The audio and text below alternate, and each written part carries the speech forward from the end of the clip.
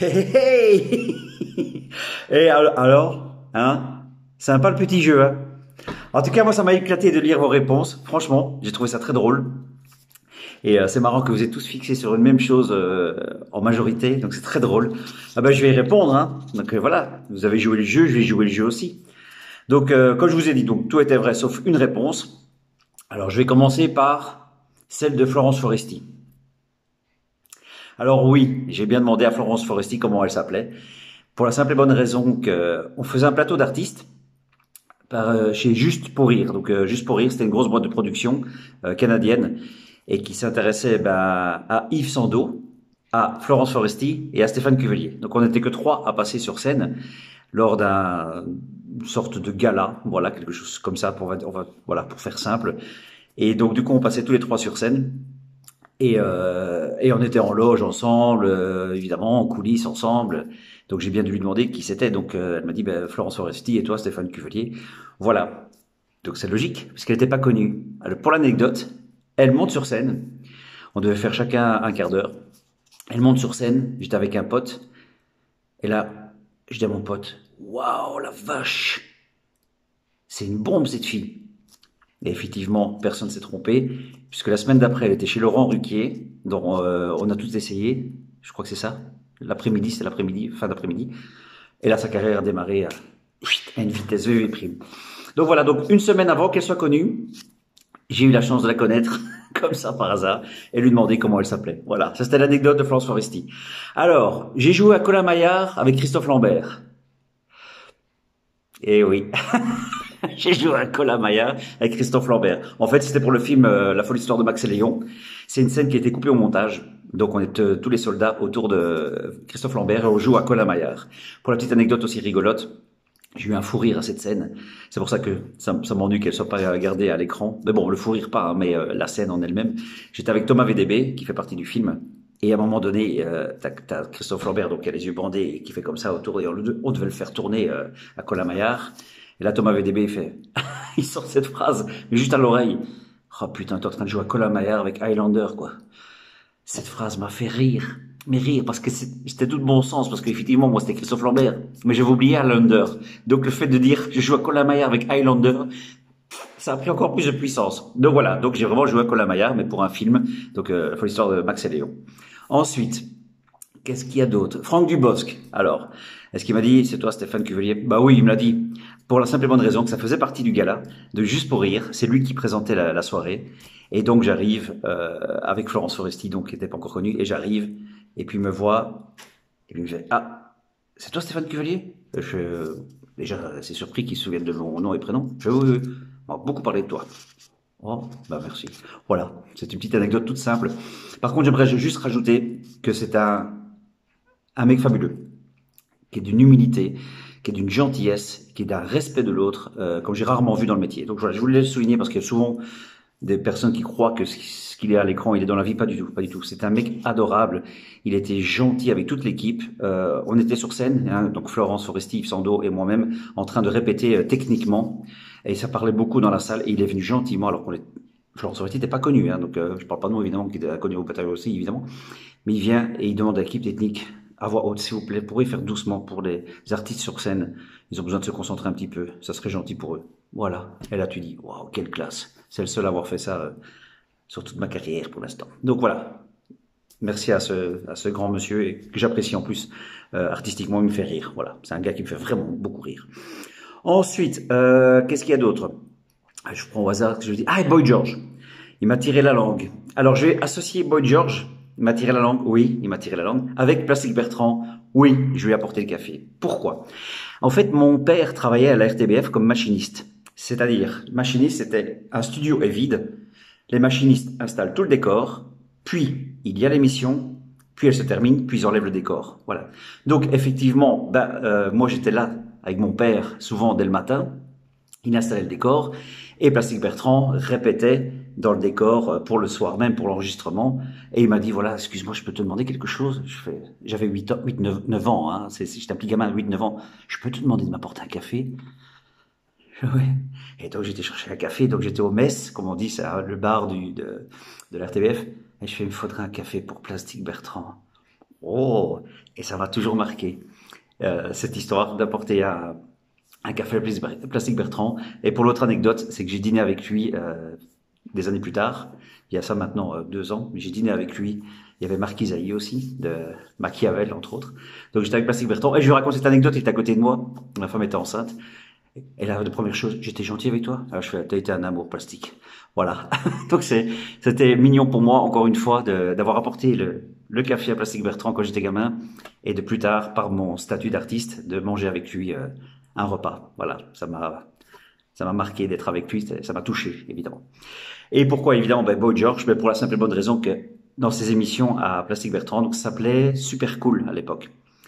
Il y avait plein d'artistes qui venaient, mais quand je vous dis plein, c'était Michel Sardou, c'était Julien Clerc, c'était Duran Duran à l'époque, c'était enfin Boy George, Culture Club. Donc voilà, donc moi j'avais la chance d'être avec tous ces artistes. Et Boy George, effectivement, je suis dans la loge avec lui, et j'étais un gamin, je vous dis, j'avais 9 ans, quoi, 9-10 ans.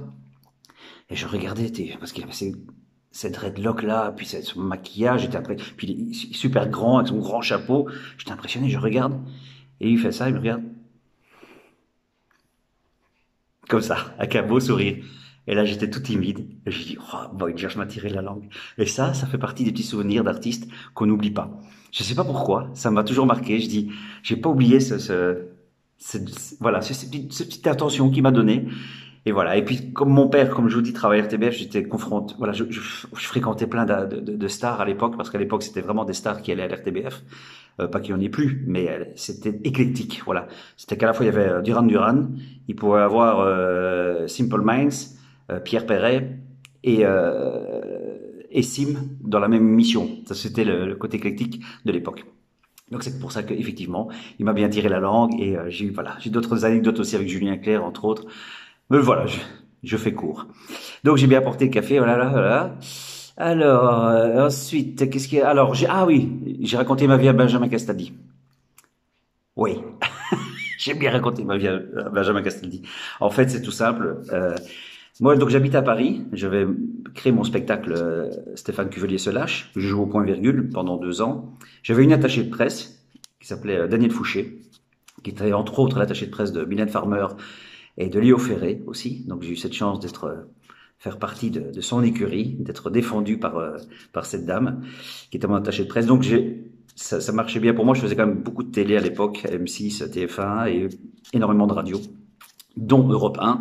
Et Benjamin Castaldi à Europe 1 était animateur là, et il faisait une émission il invitait en fait des gens qui ont un parcours exceptionnel et qui aujourd'hui entre guillemets, se sentent bien et ont réussi par rapport à leurs ambitions d'enfant. Et moi, ayant eu une enfance chaotique, j'ai déjà raconté, c'est très vite puisque j'ai raconté chez Castaldi, mais plus en détail, une enfance chaotique dans le sens où voilà, ma mère est décédée quand j'avais 8 ans, puis après voilà, j'ai vécu avec un père alcoolique qui me battait, donc j'ai vécu après à la DAS.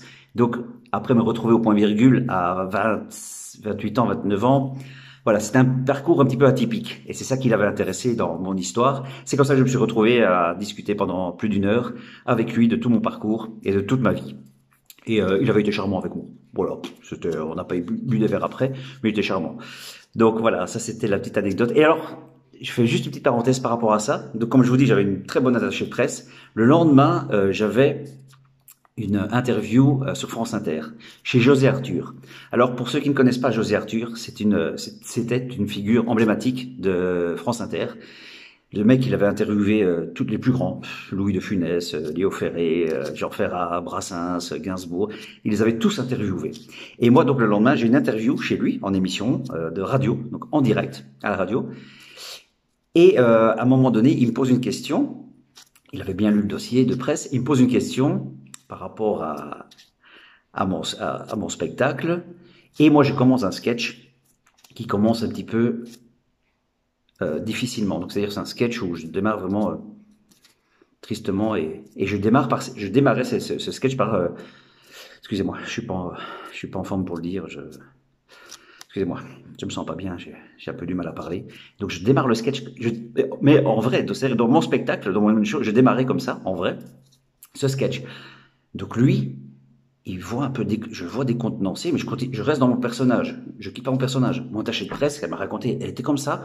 Puisque la veille, j'avais fait l'émission chez Castaldi où j'avais raconté toute ma vie. Et là, j'ai commencé à dire, voilà, c'est des choses dans ma vie qui sont un petit peu difficiles. Oh, elle dit, il fait un craquage, quoi. Il fait un craquage, c'est pas possible. Donc, mon attachée de presse, elle devient blanche.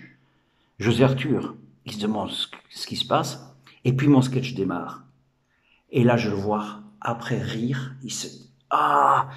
Donc, mon sketch a marché, puisque c'était le but de mon sketch, c'est-à-dire faire croire que ça allait pas bien. Mais après, il y avait une vanne qui cassait tout le mécanisme de la tristesse. Donc, c'est un sketch qui marchait très bien. Et donc, je le chope. Et puis, il vient me voir à la fin. Donc, l'émission se termine. Il vient me voir. Il fait, je peux vous dire quelque chose, monsieur Cuvelier? Je dis, oui, bah, allez-y. Il y a deux personnes dans la vie qui m'ont déstabilisé en plateau radio en 30 ans de carrière. Je fais, oui, c'est vous et Raymond DeVos. Ah ouais. Vous êtes les deux filous qui m'avaient déstabilisé en radio.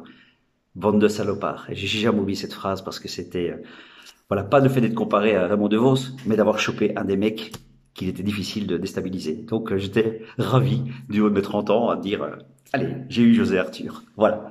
Alors, je continue, parce que je pourrais parler pendant des heures comme ça, je ne vais pas vous ennuyer évidemment. Donc, qu'est-ce qui restait? Donc, Castaldi c'est fait, Bertrand, ah oui, il reste Passer une nuit avec Sylvie Vartan et La boîte à partouze avec Claude Brasseur.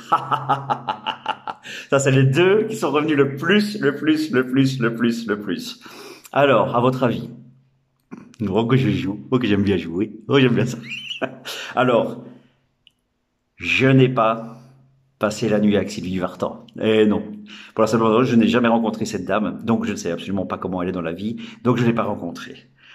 Et l'histoire avec Claude Brasseur, ce n'est pas un film, c'est une anecdote rigolote.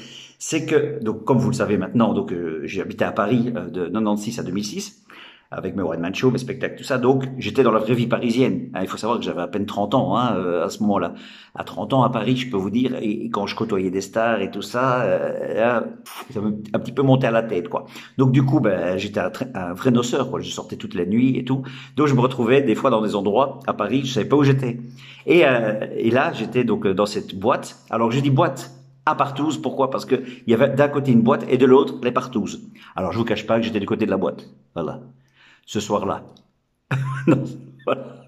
Donc j'étais en boîte, partout, et évidemment un petit peu alcoolisé, je ne vous cache pas. Et je vais au bar. Whisky coca, s'il vous plaît. Je regarde à côté de moi, Claude Brasseur. Et il me regarde, donc moi je suis à votre place. Hein.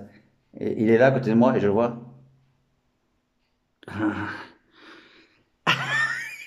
Mort bourré à côté de moi.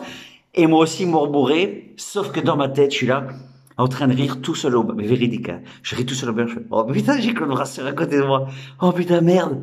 Oh, le mec bourré à côté de moi, Claude Brasseur, quoi. La boum, j'étais gamin. Et donc voilà, donc c'était deux alcooliques au bar. Et voilà, c'était purement anecdotique. Ça n'apporte rien à ma vie. Hein. C'était chouette de me dire, oh, ben j'étais à côté de Claude Brasseur. Voilà. Oh, j'ai oublié du coup. Ah oui, attendez, parce que je crois que j'en ai oublié. Hein. Kolamaya, ouais. Benabar. Ah oui, j'ai chanté avec Benabar. Ben ouais. Oh, ça aussi. Enfin, ce nouveau anecdotique. Donc c'était pour le festival du Vous Rire à Liège, par les frères Taloche. Donc j'étais au festival et Benabar, il participait aussi à ce festival. Je remets mes cheveux. Benabar aussi participait à ce festival. Et donc il y a un spectacle de clôture. Enfin, spectacle, qu'est-ce que je raconte? Un drink de clôture, donc on se retrouve tous ensemble, les artistes qui sont passés au festival, car j'ai été passé aussi. Donc on se retrouvait, voilà, avec plein de monde, dont les inconnus aussi, Pascal Gitimustel aussi. Et donc, Bernard Campo, je vais dire, et Benabar. Et il se fait qu'à un moment donné, je vais aux toilettes en chantant. C'est tout con, hein? C'est tout con. Je vais aux toilettes en chantant, et il y a deux urinoirs. Qui est là, à ma gauche? Benabar. Comme je rentre en chantant, qu'est-ce qu'il fait lui? Il se met à chanter avec moi. Donc on chante, tous les deux à l'urinoir, en train de chanter comme deux cons. Et il me fait cette réflexion, il fait, ouais, par contre un peu trop, il faut que tu... Ouais, je l'ai senti en rentrant, et je commence à faire un sketch avec lui dans les toilettes. Donc c'est un souvenir rigolo, voilà. et plein de sympathie de sa part aussi. Donc j'ai trouvé très sympa de sa part de jouer le jeu directement. Il était pas dans son coin, voilà. Non, tout de suite il est rentré dans mon délire. Donc voilà, c'était chouette. Voilà mes amis, c'était un jeu. Je suis désolé d'avoir pris un quart d'heure de votre temps pour tout expliquer, mais je pense que ça valait la peine pour que vous compreniez ce petit jeu. Merci tout plein d'avoir participé à ça. Il y a rien à gagner si ce n'est tout mon plaisir de vous avoir raconté cette anecdote. Et c'est plutôt moi qui ai peut-être plaisir, je sais pas. Mais merci. Et j'essaie de trouver des petits jeux comme ça de temps en temps pour un petit peu changer le quotidien. Allez, je vous embrasse. Passez un excellent week-end et vive la vie, quoi. Allez, ciao.